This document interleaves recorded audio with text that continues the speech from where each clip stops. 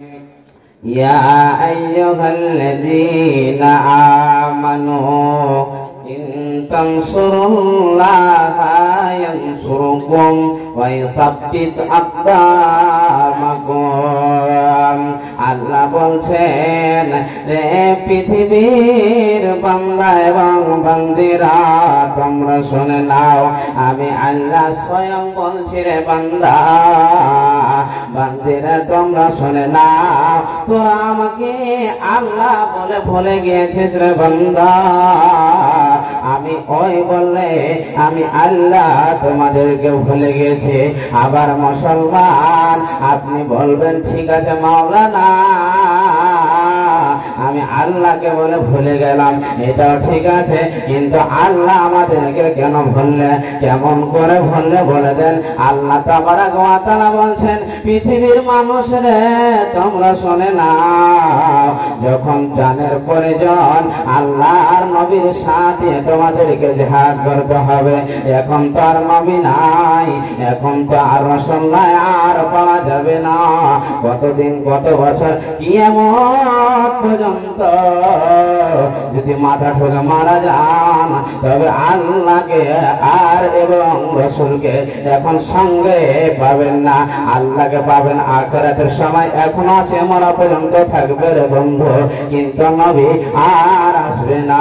তবে কি করতে হবে, আল্লাহর দ্বীনের কাজ করতে হবে রে, নামাজ পড়তে হবে, রোজা রাখতে হবে, মসজিদকে ভালোবাসতে হবে, মাদ্রাসাকে ভালোবাসতে হবে।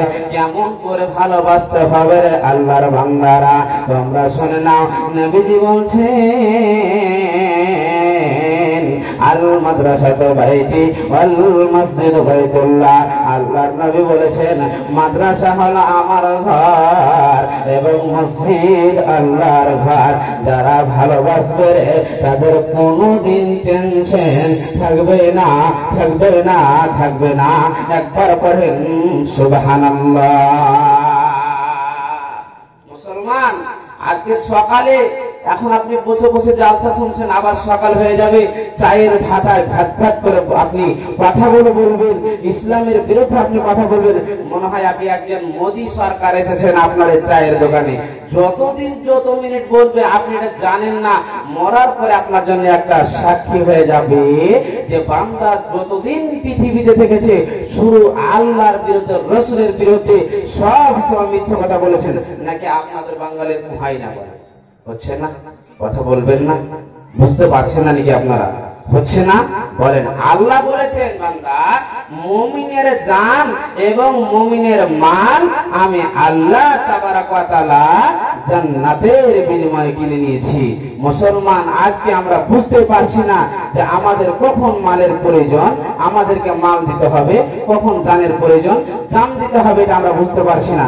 দেখেন এখানটা করেন, আপনাদেরকে আয়াত শোনাই, তারপরে বুঝতে পারবেন যে আল্লাহ তাবারাক ওয়া তাআলা স্বয়ং নিজেই কিনা বেচা করেছেন যে আমি আল্লাহ, যারা ঈমানদার হবে, যারা মুত্তাকি পরহেজগার হবে, আমি আল্লাহ তাদের জান এবং মালকে জান্নাতের বিনিময়ে কিনে নিয়েছি। একবার বলুন সুবহানাল্লাহ। ইনশাআল্লাহ আমরা জানের প্রয়োজন তখন জান দিব তো, কথা বলবেন না। মালের প্রয়োজন তখন মাল দিবেন, জানের প্রয়োজন তখন জান দিবেন। আল্লাহ নিজেই বলছেন, দেখেন এটা কোনো আমার কথা নয়, কোনো নবীর কথা না, আল্লাহ বলছেন। কিছু বলবেন ইনশাআল্লাহ, ঠিক আল্লাহ বলছেন, দেখেন বিসমিল্লাহির রহমানির রহিম। ইন্নাল্লাহা আশতারা মিনাল মুমিনিনা আনফুসাহুম ওয়া আমওয়ালাহুম বিআন্না লাহুমুল জান্নাত। পৃথিবীর মানুষ রে তোমরা শুনে নাও, আল্লাহ তাবারাক ওয়া তাআলা বলছেন, আমি আল্লাহ মুমিনের জান এবং মুমিনের মাল আমি আল্লাহ জান্নাতের বিনিময়ে কিনে নিয়েছি। মুমিনের যখন জানের প্রয়োজন তখন তোমাকে জান দিতে হবে রে এবং যখন মালের প্রয়োজন তখন তোমাকে মাল দিতে হবে। অতএব হতভাগা উম্মতের দল, আজকে শুধু বলছি রে আইনাল মাল আইনা তেজারা, কখন আমার ধন হবে, কখন আমার সম্পদ হবে রে। আমরা কোনো সময় কোনো মিনিটে আমরা আখিরাত বলে ভাবছি না যে আমাদেরকে বলতে হবে রে আল্লাহর কাছে গিয়ে হিসাব দিতে হবে। মুসলমান বেঁচে থাকাকালীন জোগাড় করলেন, নিশ্চয় আপনি কিয়ামতের দিন আপনার সামনে সিসিটিভির ক্যামেরার মতন দেখিয়ে দেওয়ানো হবে।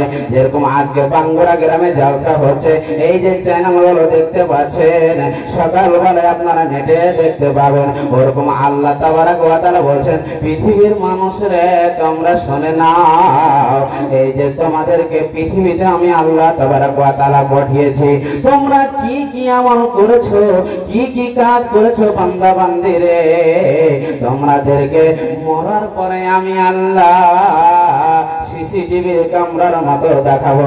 এটা ভালো কাজ করেছেন, এটা মন্দ কাজ করেছেন, মাদ্রাসায় দান করেছেন, মসজিদে দান করেছেন।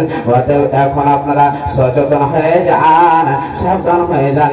কেন বেঁচে থাকাকালীন জোগাড় করলে মরার পরে আর কোন কাম আপনাদের কাজে আসবে না, আসবে না, আসবে না। একবার পড়েন সুবহানাল্লাহ। কালাস্তান চাইছেন, একটা উদাহরণ দেবো, একটা হাদিস শুনে ইনশাআল্লাহ নিব। একটা উদাহরণ শুনে, এখন যদি আমার খালু কিংবা ভাইকে ডাকি, আপনাকে 5,000 টাকা লাগবে, কিংবা আমার মা বোনকে যদি বলি তোমার কানের ফুলে লাগবে, লাখের ফুলে লাগবে, একটা আংটি লাগবে, দিতে পারবে না, মন ভারী হয়ে যাবে, হবে কি হবে না বলেন? একটা উদাহরণ শুনেন, রাসূলের জামানায় লাখের কানের তো দূরের কথা, সাহাবীরা নিজের জান দিয়েছে, নিজের জান। একটা হাদিস আপনারা শুনেন, তারপরে আপনাদের ব্রেন খুলে যাবেন, আপনারা বুঝতে পারেন জি মাওলানা ঠিকই বলেছেন, কথাটা বাস্তব কথা। শুনেন, তারপর বুঝে নেবেন। একটা হাদিস আপনাদেরকে শর্টে শোনাই। আল্লাহর নবী মসজিদে নববীতে বসে আছেন, হাদিস বর্ণনা করছেন হযরত উমরের ছেলে আব্দুল্লাহ আন-নাফি আন আব্দুল্লাহ বিন উমর রাদিয়াল্লাহু তাআলা আনহুমা قال أمر رسول الله صلى الله عليه وسلم في غزوة مؤتة، فقال رسول الله صلى الله عليه وسلم إن قتل زائد فجعفر وإن قتل جعفر فعبد الله بن رواحة। বন্ধুরা আমার, আমার মায়েরা একটুখানি শোনেন, হাদিস শুনলে ঈমান নরম হয়ে যাবে। যাদের ঈমান থাকবে রে, যারা আল্লাহওয়ালা হবে রে, তাদের ঈমান নরম হয়ে যাবে, মমের মতন হয়ে যাবে, ঈমানটা মমের মতন হয়ে যাবে, যেদিকে যাবে সেদিকে নিয়ে যাবে। আল্লাহর নবী ইশারের নামাজের পরে কি বলছেন শুনেন। 1 নম্বর সাহাবী, যায় তুমি দাঁড়িয়ে যাও, আজকে মোতার যুদ্ধের 1 নম্বর সেনাপতির মালিক বালালাম, যায় দাঁড়িয়ে গেল। 2 নম্বরে জাফর বিন আবু তালেব, তুমি কোথায় আছো, দাঁড়িয়ে যাও, উনিও দাঁড়িয়ে গেলেন। 3 নম্বর সাহাবী আব্দুল্লাহ বিন রাওয়া, কোথায় আছো, দাঁড়িয়ে যাও। 3 জন দাঁড়িয়ে গেলেন। মায়েরা, ওই আমার বাবাজিরা একটুখানি শুনে নেন, এমন সময় ডাঙ্কা বেজে উঠলো, তোমাদেরকে জিহাদে যেতে হবে, তোমরা যাও, আপন আপন বাড়ি চলে যাও, তোমরা তোমাদের বিবির কাছে সালাম কালাম, সন্তানকে দেখে এসো।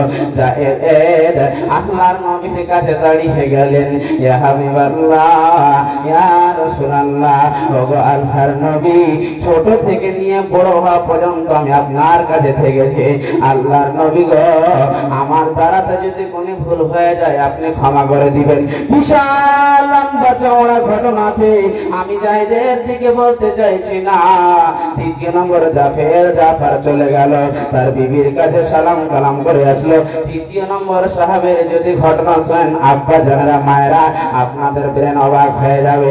আব্দুল্লাহ বিন রাওয়াহা নতুন বিয়ে করেছেন, এখনো তাদের বাসর রাত হয়নি। বিবি এশারের নামাজের পরে বিন বিন বিন বিন বিন বিন করে কোরআন তেলাওয়াত করছে। এমন সময় আব্দুল্লাহ গিয়ে বলছে, বিবি একটুখানি তুমি বাইরে এসো, তোমার সাথে কথা বলবো। বিবি বলছেন, স্বামী যান একটু ঘরের ভিতরে এসো। বলছেন, না রে না বিবি, যাব না যাব না, আল্লাহর নবীর হুকুম হয়েছে, অর্ডার হয়েছে, জিহাদে যেতে হবে রে বিবি। বিবি বলছেন, স্বামী যান নতুন বিয়ে হয়েছে, বাসর রাত হয়নি, ঘরের ভিতরে এসো স্বামী, একটুখানি নয়ন ভরে তোমাকে দেখবো, জানে কিয়ামতের দিন স্বামী বলে চিনতে পারি। হায় রে আমার আব্বা জানেরা, এদের ঈমান দেখেন। স্বামী বলছেন, বিবি রে ঘরের ভিতরে যাব না, তুমিও যুবতী আমিও যুবক, দুইজন কথা বলাবলি করতে করতে দেরি হয়ে যাবে, আল্লাহর নবীর কথা অমান্য হয়ে যাবে, বিবি আমি যেতে পারবো না। এই বলে চলে আসলেন। বন্ধুরে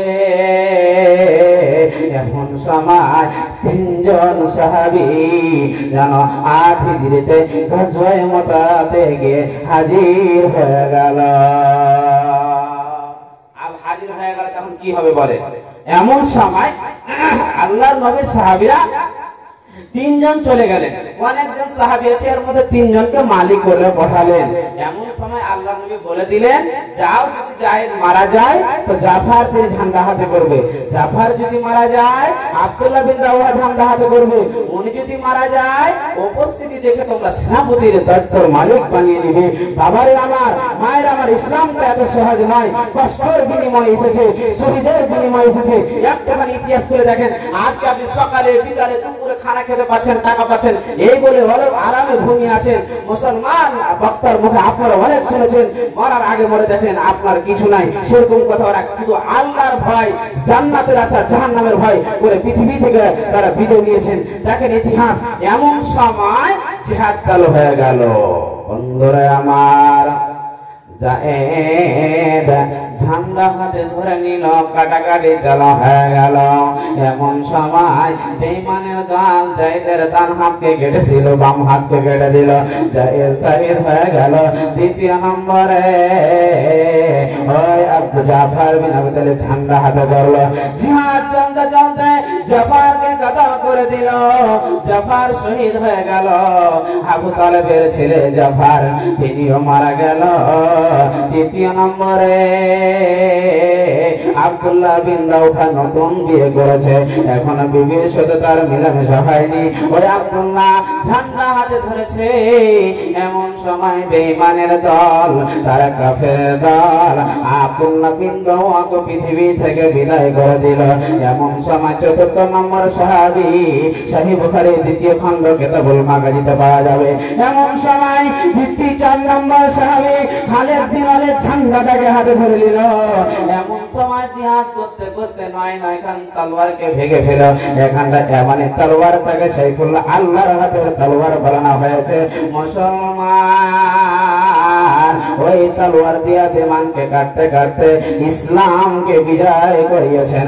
একবার পড়েন সুবহানাল্লাহ। ওরে আমার বাবারা, ওরে আমার মায়েরা, তবে শুনে নেন, ওরা জান দিয়েছে, আপনাদেরকে জান দিতে হবে না।